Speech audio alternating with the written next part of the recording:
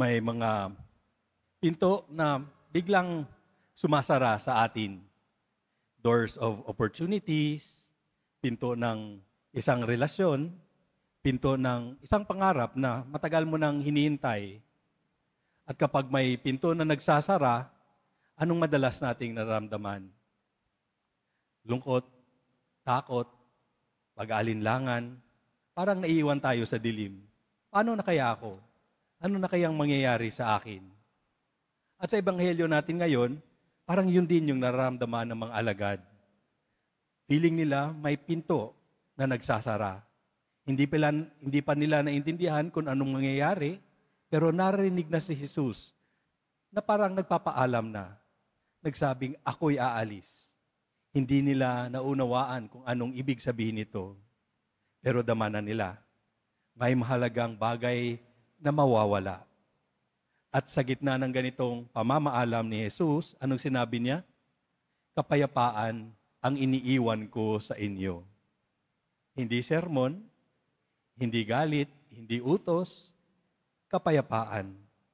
At hindi ito kapayapaang mula sa mundo na panandalian o pakitang tao. Ang kapayapaang ito ay galing sa Ama.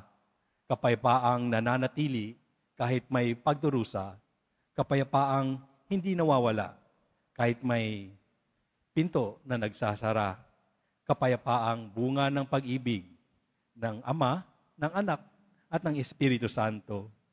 Isang Diyos na nagkakaisa sa pagmamahalan at gustong manahan sa puso natin. Ang sabi ni Jesus, ang umiibig sa akin ay tutupad ng aking salita. Kami sa Kanya at mananahan sa Kanya. Isipin natin ito. Ang Diyos, gusto niyang tumira sa puso po natin. Hindi siya nagmamasid lamang, galing sa langit, na ang layo, kundi gusto niyang samahan tayo. Lalo na sa oras kung kailan tayo natatakot. At kapag may pinto nga na nagsasara, may isa ring pinto na binubuksan ng Diyos.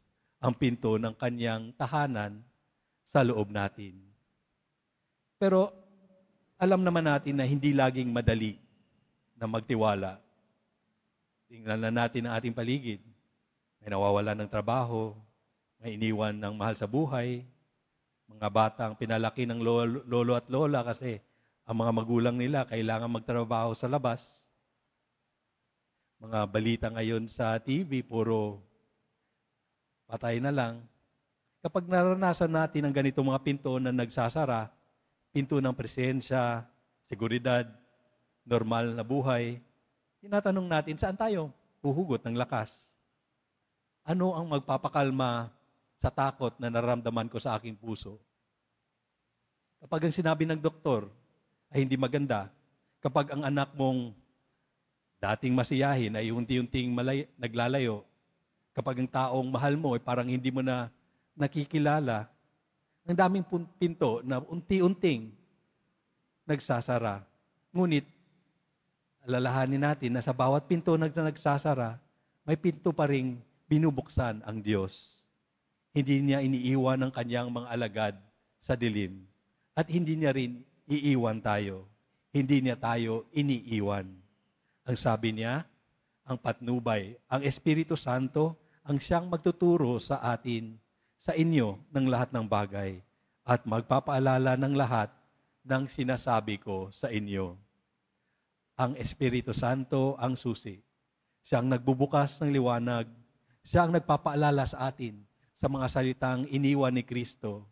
Siya ang nag-uugnay sa atin kay Jesus Nazareno kahit wala na si Jesus sa ating paningin.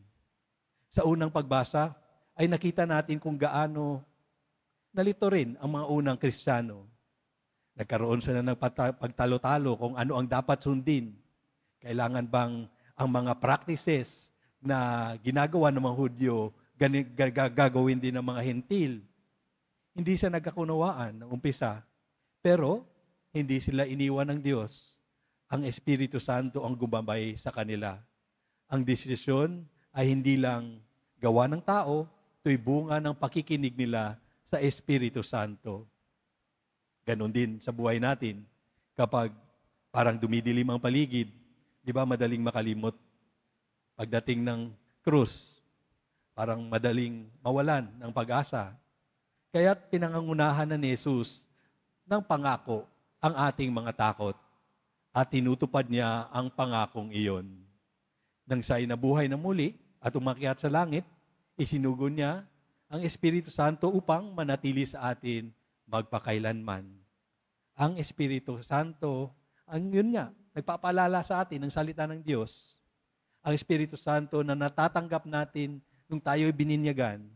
Yung Espiritu Santo na nagpapalalim ng ating pananampalataya, nagbibigay sa atin ng kapayapaan na hindi kayang bilhin, na hindi kayang sirain ng anumang problema. Mga kapatid, kung may pinto sa buhay natin ngayon na parang feeling nating unting-unting nagsasara, pagnilayan natin, pagmasdan natin, baka may pinto ring binubuksan ang Diyos. At ang pinto na yon ay hindi palabas, kundi paloob. Papaloob sa puso nating gustong tirhan ng Diyos.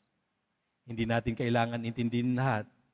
Hindi natin kailangan kayaning mag-isa. Ang kailangan lang, magtiwala, huminga, manalig, at sundin ang mga utos ni Jesus. Alam ko, alam na natin yan. Alam natin sa loob-looban natin kung anong tama ang mali. Hindi na natin kailangan i-remind pa. Pero kung tayo'y manahimik, kung tayo'y manalangin, kung tayo'y makinig sa Espiritu Santo na nagbubulong sa atin, alam natin kung anong tama. Kung ang ginagawa po natin ay tama. Hindi na natin kailangan mag-justify pa kung ano pang ginagawa. Pero alam naman natin kung ano yan. Ang dapat lang natin ay magtiwala at sumunod. At tanggapin ang kapayapaan ni Kristo ng buong puso. At kung kaya pa natin, maghanap tayo ng isang pang tao na kailangan ng kapayapaang ito. Kamustahin natin, pagdasal natin. Sabihin natin sa kanila, hindi kita kakalimutan sa aking panalangin. Dahil ang kapayapaan ni Kristo ay hindi lang para sa atin, para sa iyo, kundi para sa iba rin. At kapag ang puso mo'y puno ng takot, tandaan natin, may mga pinto talaga na hindi natin kayang buksan. Pero ang Diyos, siya ang lumalapit, siya ang kumakatok, hayaan natin siyang pumasok. Amen.